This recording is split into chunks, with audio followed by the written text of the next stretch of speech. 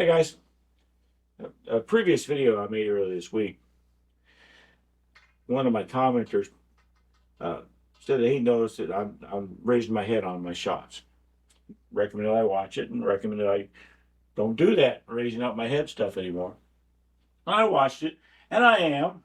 Um, I seem to be pretty consistent about doing it, and not that I'm Efren Reyes, but I remember Mark Wilson one time noting the same thing about Efren. Efren raises his head on the shots, but he does it every time, consistently. I don't feel like I'm quite as consistent about it, but I do kind of do it every time. And it seemed to me to be a on my follow through. It's more like my body's raising up and my head's going along with it than just my head is going up. It's what it seemed like to me. I could be wrong, but I just want to talk about that kind of advice that you get from books and videos and instructors and everything. Um, One of them is stay still.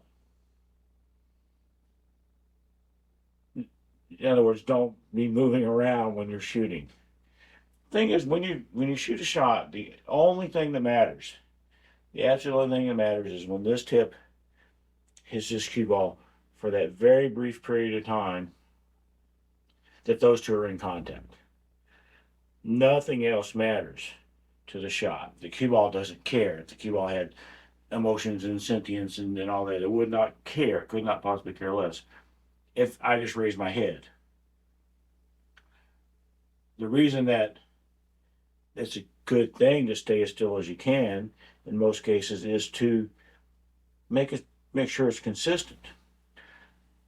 But if I was Happy Gilmore and I wanted to get a running start at every shot, but if I could do that consistently, that's fine, because all that matters is that very brief period of time. So the advice that you'll get about don't raise your head and stuff, as soon as this tip and this cue ball part ways, it doesn't matter what I'm doing with my head. It doesn't matter. But if I'm already kind of starting to raise up, get out of my stance too early, whatever, either before I hit the cue ball or while I'm still in contact with the cue ball, then that can be a problem if it's not a consistent thing. A lot of people and a lot of books and stuff will talk about follow through. Don't move until, well, some people say don't move until the cue ball hits the object ball. Some people will say don't move until, lost the balls. Oh, they're all down here. Don't move until the object ball hits the pocket. There's nothing magic about freezing until the object ball hits the pocket. But if my mindset is that I'm not going to move until it happens, then I'm more likely or less likely to be moving in the middle of my shot. I think that probably makes sense. The staying still with your body, the following through, and holding the shot and all that. I'm sure there's probably some people out there that say, don't move until, give it an extra hour or two, just to make sure. Might be a little bit of an exaggeration, but it's the same concept. The only thing that matters is that very brief period of time, that very brief distance where this tip and this cue ball are in contact. Nothing else matters. The cue ball could not possibly care less. Makes it easier to be consistent if you tell yourself, we don't move.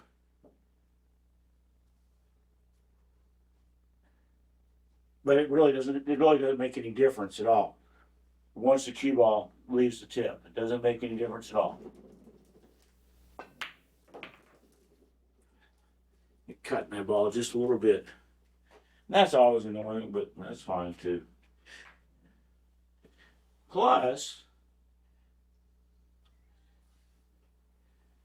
if I have the rule that I'm going to shoot and then I'm not going to move until the ball goes in the pocket,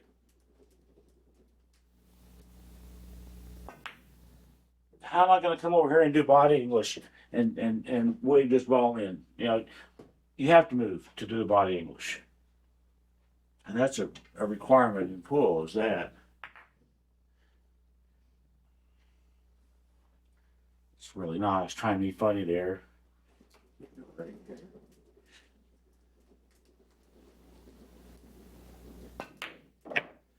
Right English, right English, right English, right English.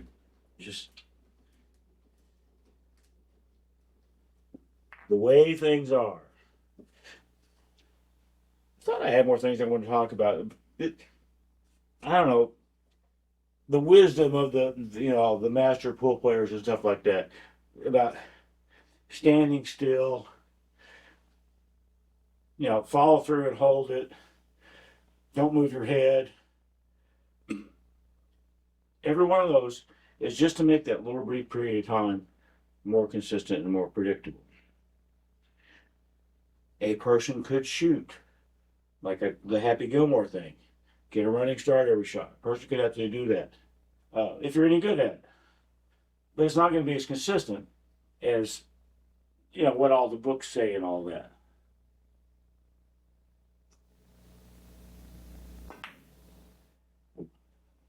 Body English. No, it's not going to be enough.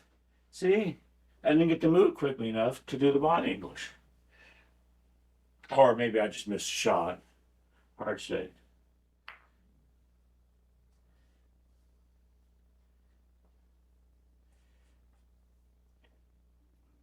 The other thing I want to say about the advice to don't raise up.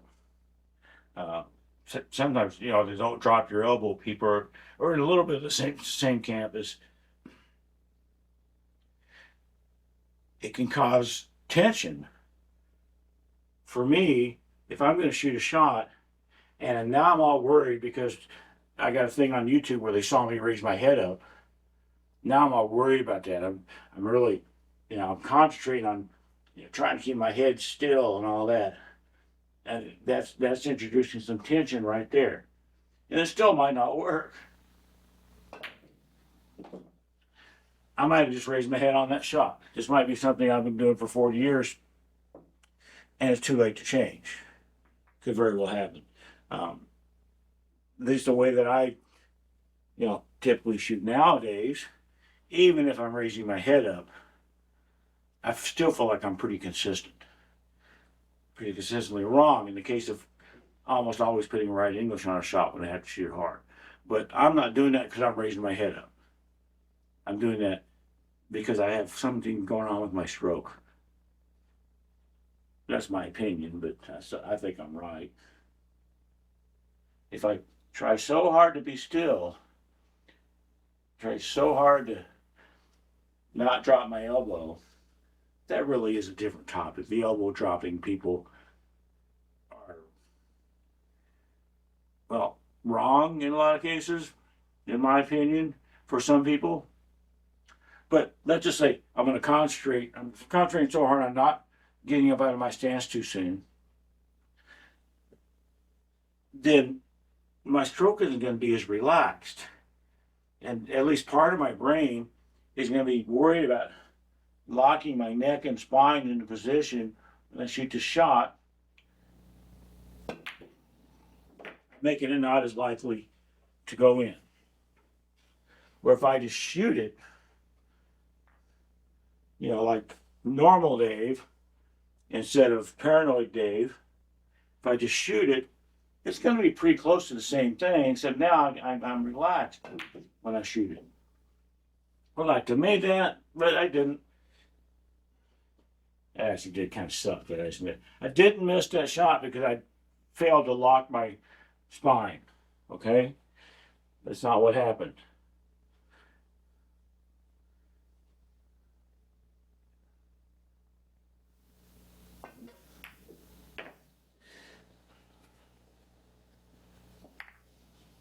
Most of the times when I just watched that video, when I moved, the cue ball was was long separated from the object ball. The object ball was either already in the pocket or well on its way. And no amount of head raising or jumping around or dancing or anything would have had any effect whatsoever on what that object ball did, except the body English part. But once I hit the 6, there's absolutely no amount of gymnastics I can do from that point on. Once that 6 is gone from the cue ball, that was the worst shot of the day, wasn't it? Seeing how I just started playing, that could very well have been the worst shot of the day.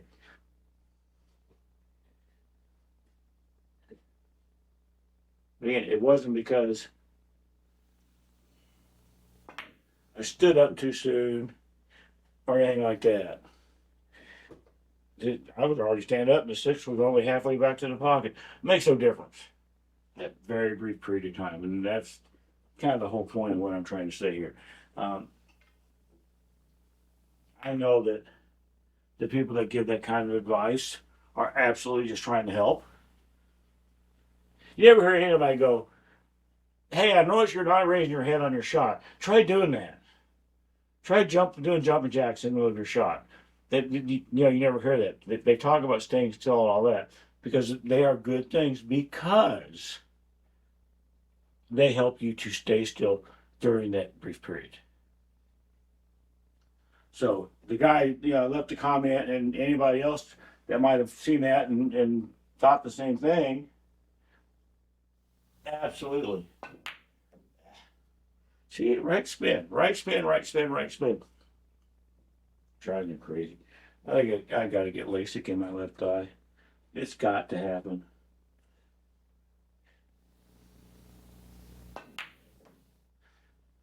Overcompensate.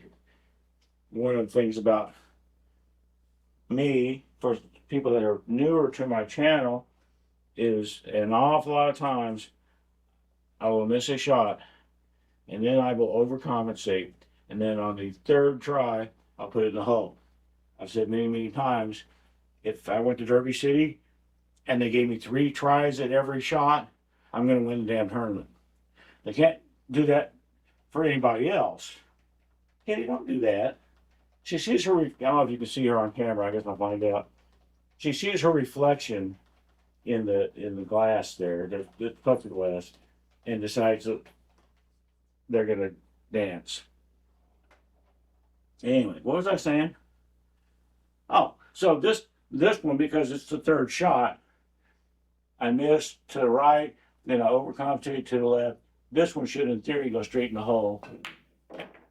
And that happens way more often than statistics would tell you that it should. It happens on banks and everything.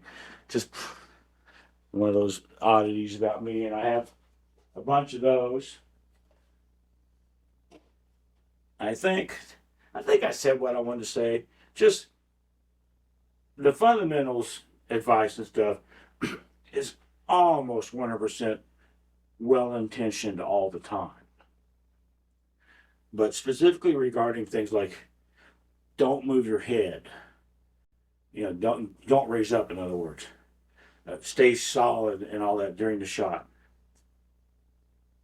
All those requirements begin and end during that brief period of time when the tip and the cue ball are in place or in contact. After they separate, doesn't matter what you do.